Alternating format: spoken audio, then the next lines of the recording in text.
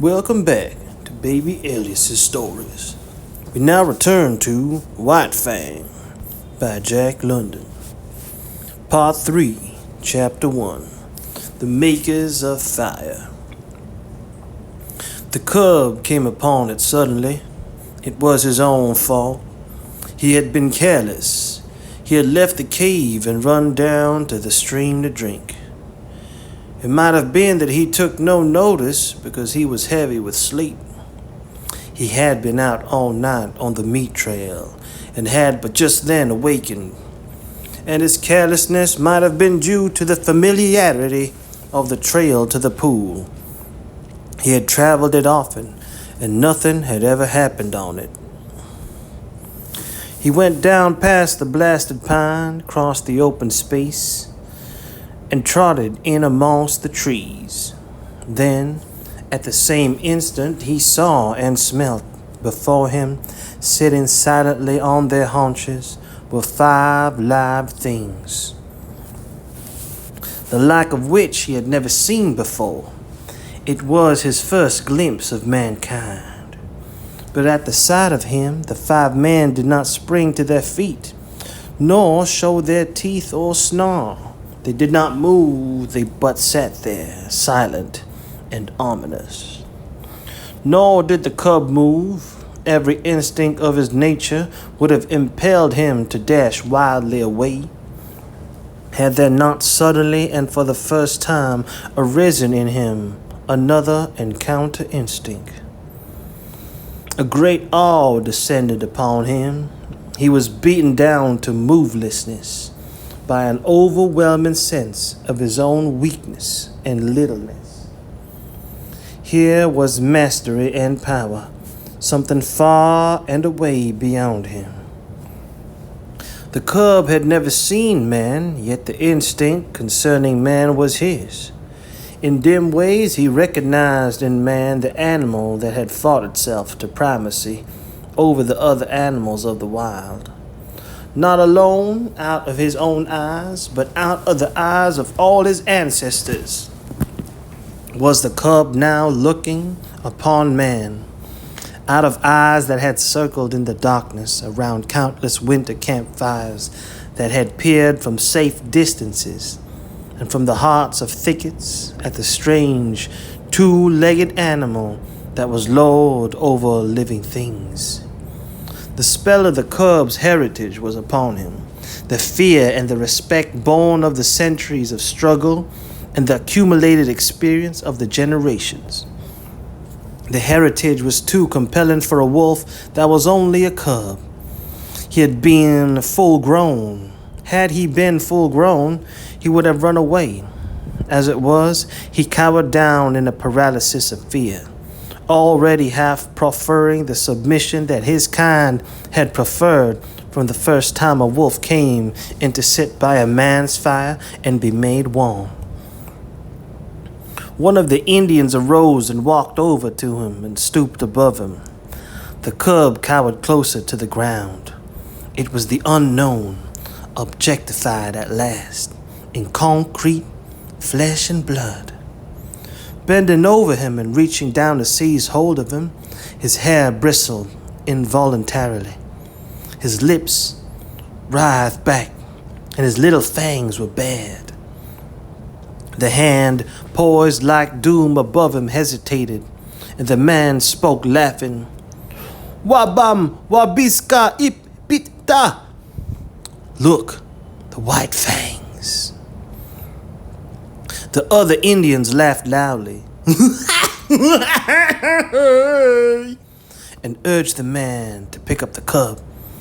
As the hand descended closer and closer, there raged within the cub a battle of the instincts. He experienced 2 great impulsions, to yield and to fight. The resulting action was a compromise. He did both. He yielded till the hand almost touched him, then he fought, his teeth flashing in a snap that sank them into the hand.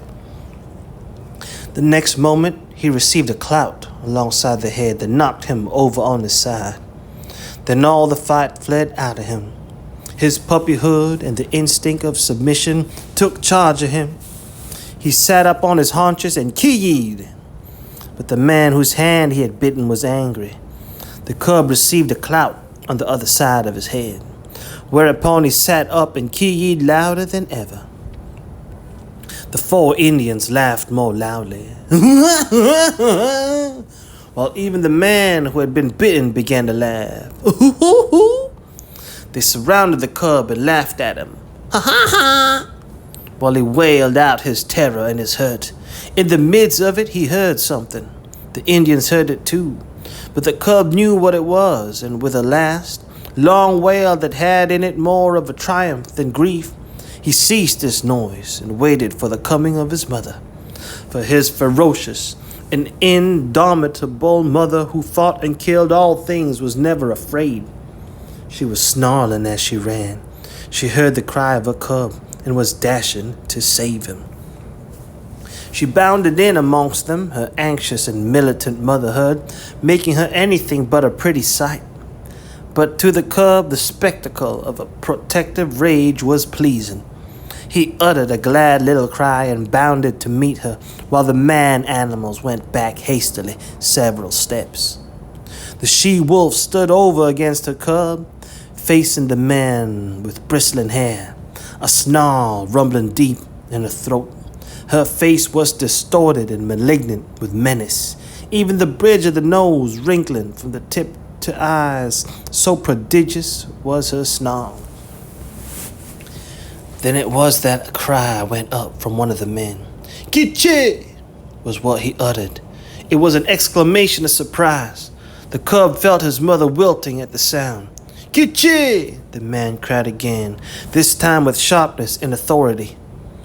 And then the cub saw his mother, the she-wolf, the fearless one, crouching down till her belly touched the ground, whimpering, wagging her tail, making peace signs. The cub could not understand. He was appalled. The awe of man rushed over him again. His instinct had been true. His mother verified it. She too rendered submission to the man animals. The man who spoken came over to her. He put his hand upon her head, and she only crouched closer. She did not snap, nor threaten to snap. The other men came up and surrounded her and felt her and pawed her, which action she made no attempt to resent. They were greatly excited and made many noises with their mouths. These noises were not indication of danger, the cub decided, as he crouched near his mother, still bristling from time to time, but doing his best to submit. "It is not strange," an Indian was saying. "Her father was a wolf. It is true, her mother was a dog. But did not my brother tie her out in the woods all of 3 nights in the mating season? Therefore was the father of Kichi a wolf." "It is a year, Grey Beaver, since she ran away," spoke a second Indian.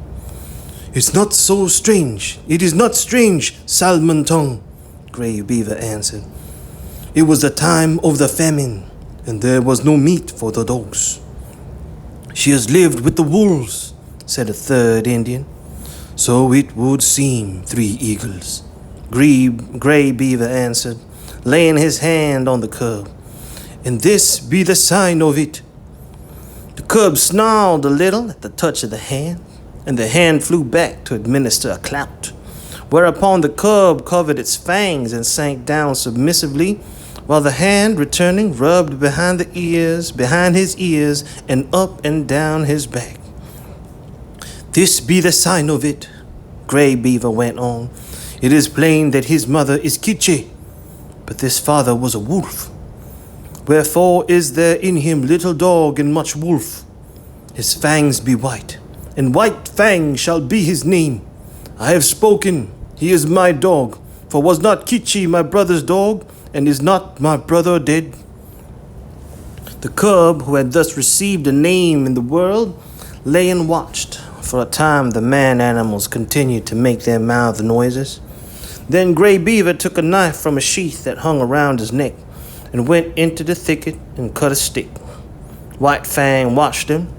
He notched the stick at each end, and in the notches fastened strings of rawhide. One string he tied around the throat of Kitchi. Then he led her to a small pine, around which he tied the other string. White Fang followed and lay down beside her. Salmon Tongue's hand reached out to him and rolled him over on his back. Kitchi looked on anxiously. White Fang felt fear mounting in him again. He could not quite suppress a snarl, but he made no offer to snap. The hand, with fingers crooked and spread apart, rubbed his stomach in a playful way and rolled him from side to side. It was ridiculous and ungainly, lying there on his back with his legs sprawling in the air. Besides, it was a position of such utter helplessness that White Fang's whole nature revolted against it. He could do nothing to defend himself if this man-animal intended harm. White Fang knew that he could not escape it. How could he spring away with his 4 legs in the air above him? Yet submission made his master his fear, and he only growled softly. This growl he could not suppress, nor did the man-animal resent it by giving him a blow on the head. And furthermore, such was the strangeness of it, White Fang experienced an unaccountable sensation of pleasure as the hand rubbed back and forth. When he was rolled on his side, he ceased to growl. When the fingers pressed and prodded at the base of his ears, the pleasurable sensation increased. And when, with a final rub and scratch, the man left him alone and went away, all fear had dried out of White Fang. He was to know fear many times in his dealing with man. Yet it was a token of the fearless companionship with man that was ultimately to be his. After a time, White Fang heard strange noises approaching. He was quick in his classification, for he knew them at once for man-animal noises. A few minutes later, the remainder of the tribe, strung out as it was on the march, trailed in.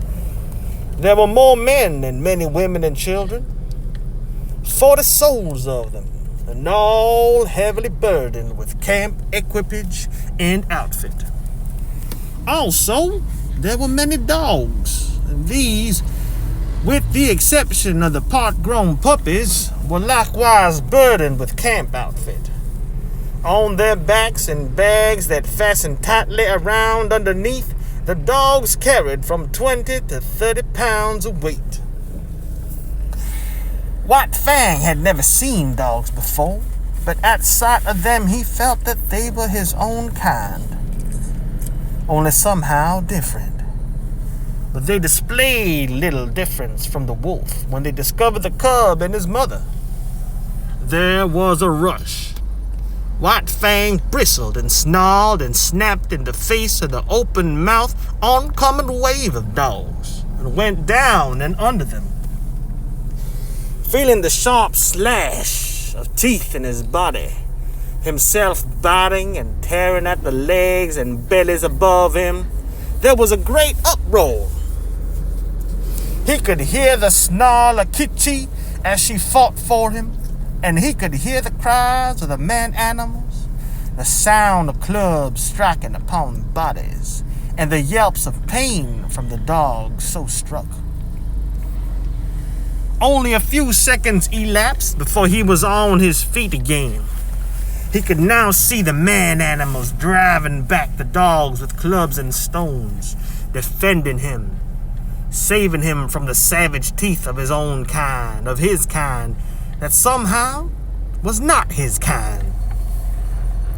And though there was no reason in his brain for a clear conception of so abstract a thing as justice, nevertheless, in his own way, he felt the justice of the man-animals, and he knew them for what they were, makers of law and executors of law.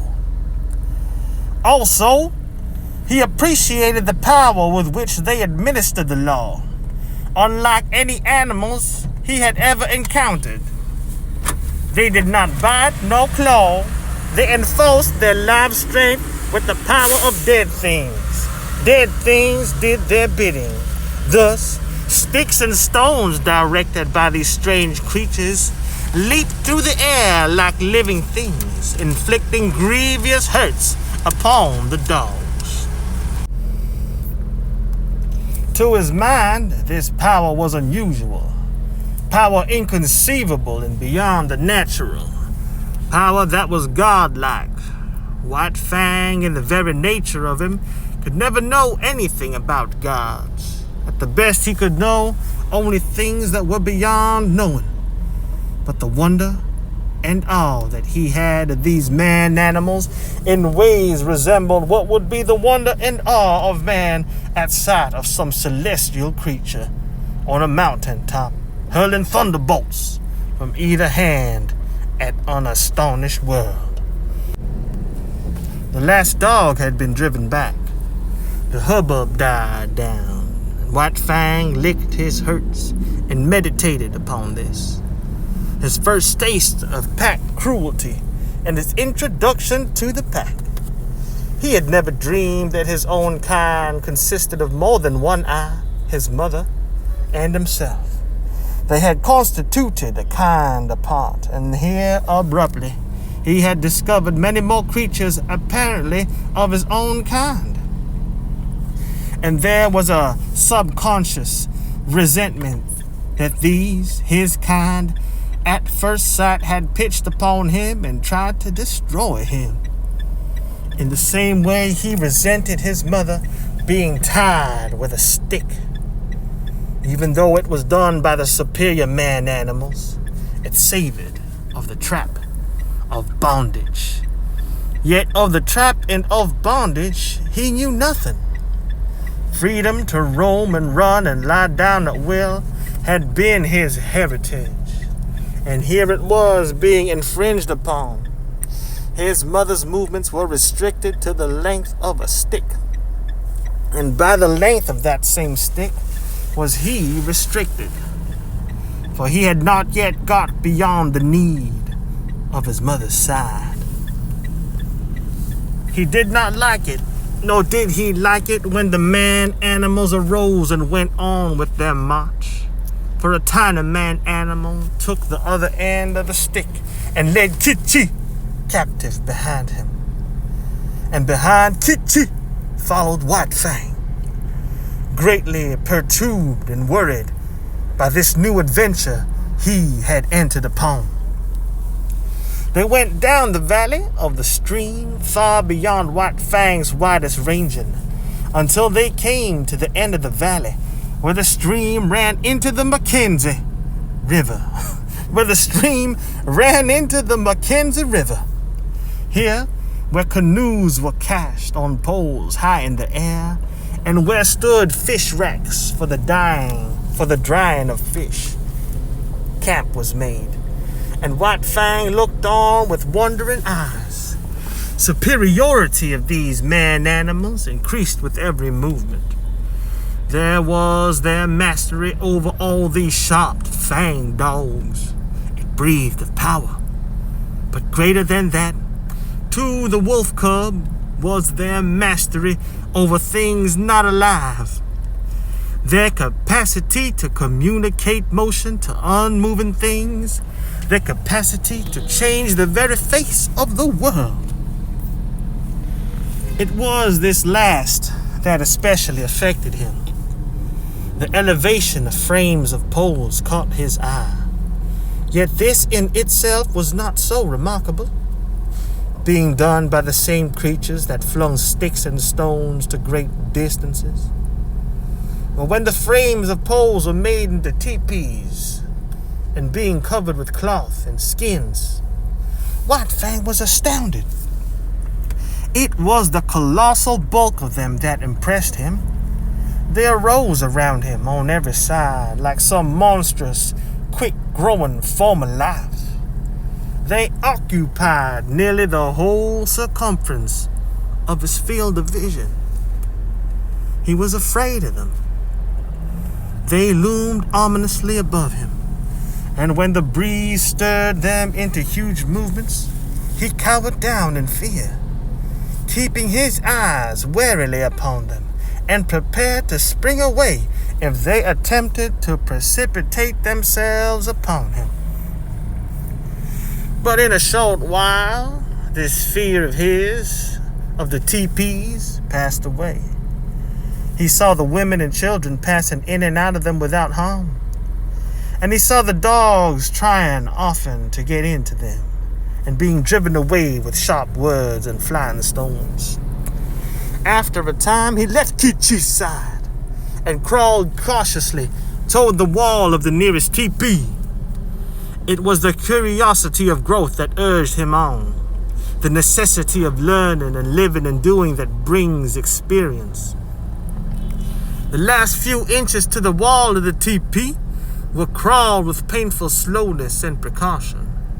The day's events prepared him for the unknown to manifest itself in most stupendous and unthinkable ways.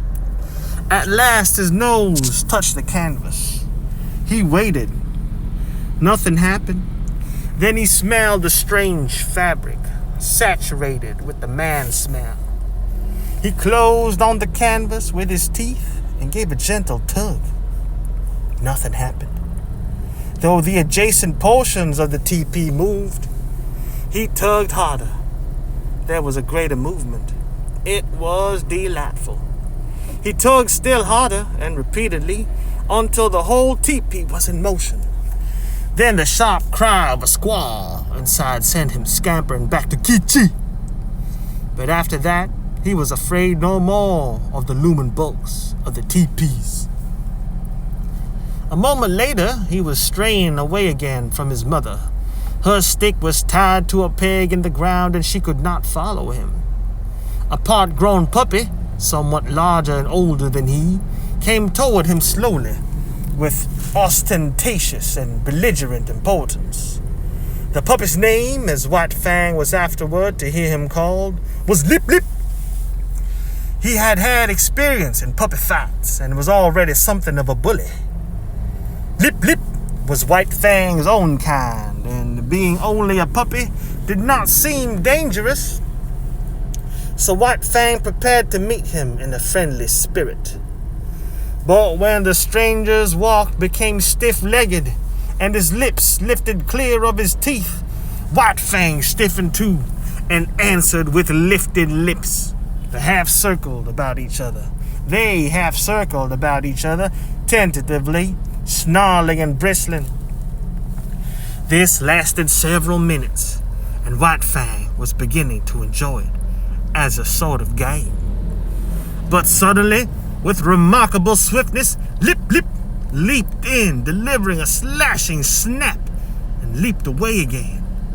The snap had taken effect on the shoulder that had been hurt by the lynx, and that was still sore deep down near the bone. The surprise and hurt of it brought a yelp out of White Fang. But the next moment, in a rush of anger, he was upon Lip Lip and snapping viciously. But Lip Lip had lived this life in camp and had fought many puppy fights. 3 times, 4 times, and half a dozen times. His sharp little teeth scored on the newcomer until White Fang yelped shamelessly. Fled to the protection of his mother.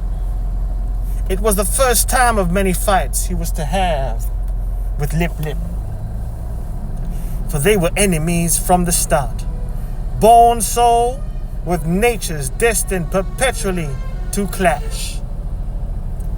Kiche, licked White Fang soothingly with her tongue, and tried to prevail upon him to remain with her, but his curiosity was rampant, and several minutes later he was venturing forth on a new quest. He came upon one of the man animals, Gray Beaver, who was squatting on his hams and doing something with sticks and dry moss spread before him on the ground.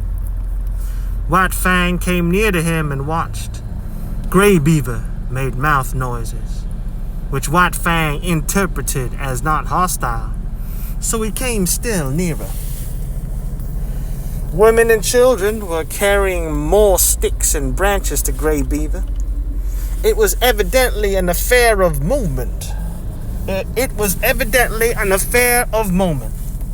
Well, White Fang came in until he touched Gray Beaver's knee. So curious was he, and already forgetful, that this was a terrible man-animal. Suddenly, he saw a strange thing like mist beginning to arise from the sticks and moss beneath Gray Beaver's hands.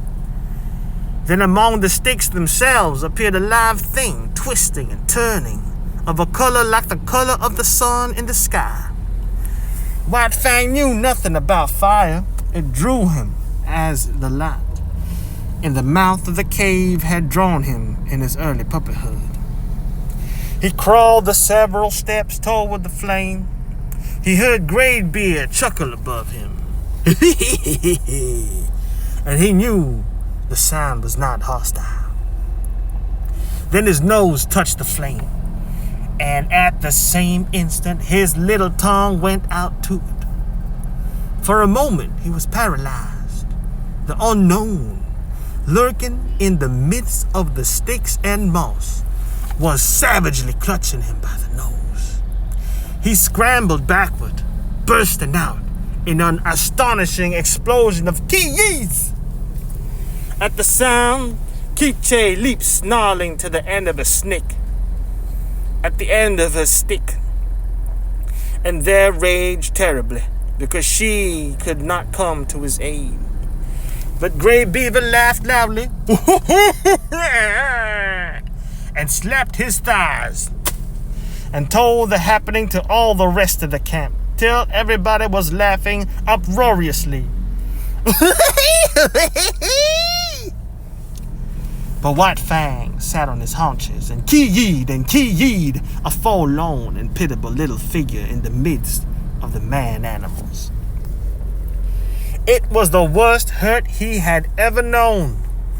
Both nose and tongue had been scorched by the live thing, sun-colored, that had grown up under Gray Beaver's hands.